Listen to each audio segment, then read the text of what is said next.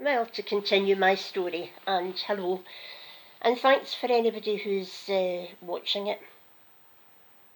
This part of my story may resonate with people.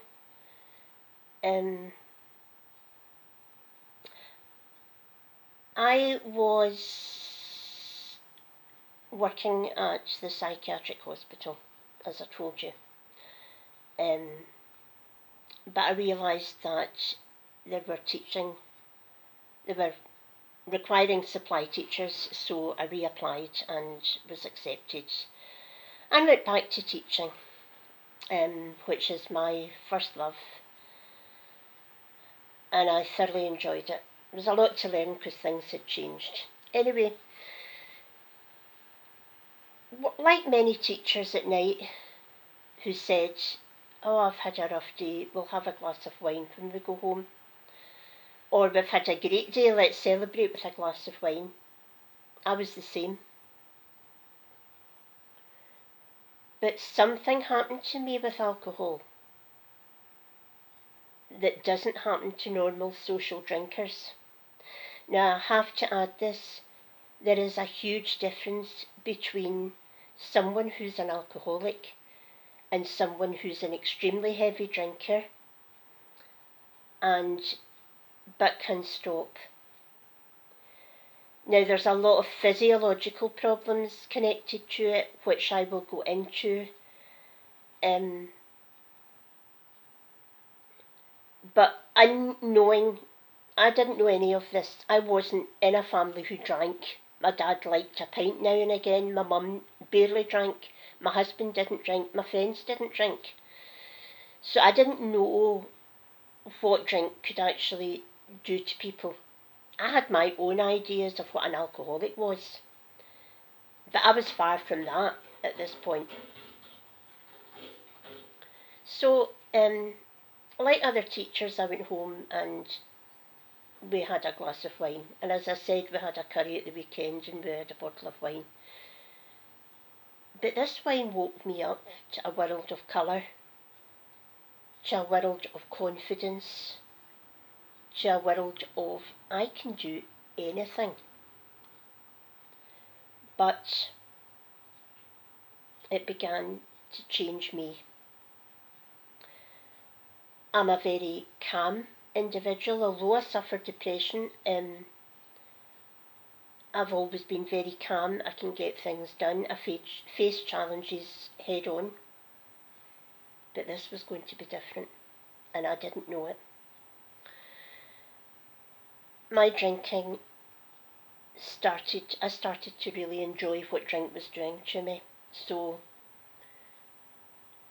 it was obvious to Tom that I was drinking a bit more.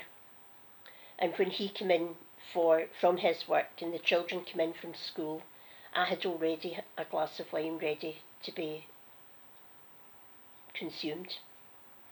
Now, this progressed very quickly in me, and I'm not going to go into every detail, but this progressed quickly that the shops sold 3 bottles of wine for £10 at that time. And it was very common for women to drink dinner wine. But dinner wine was doing something for me that nothing else had ever done for me. And as well as giving all this confidence, it began, as I say, to change me. My personality changed. I became verbally aggressive. The drink started to take over, that it was more important than my family. Now, if anybody had ever said that to me, I would have said that was absolute nonsense. That would never be. I was hiding drink. I was putting it anywhere so that it couldn't be found. As soon as Tom confronted me that I was drinking too much, I became defensive.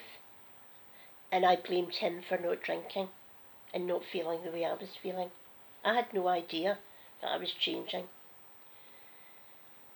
But an alcoholic's brain and body are different. And I have since studied addiction, so I have got the backing for this. And It is not an excuse that alcoholism is an illness. It's an illness, it's physical, it affects you physically, mentally and spiritually. And through the next 5 years, my drinking became chronic.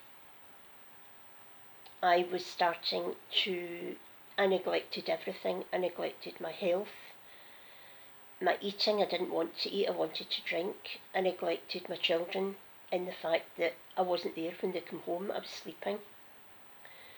I neglected my husband because the meals were now ruined. And I wasn't the person I used to be. I would phone up people and tell them what I thought of them. The church, of course, really were not helpful at all because they thought it was morally wrong with me.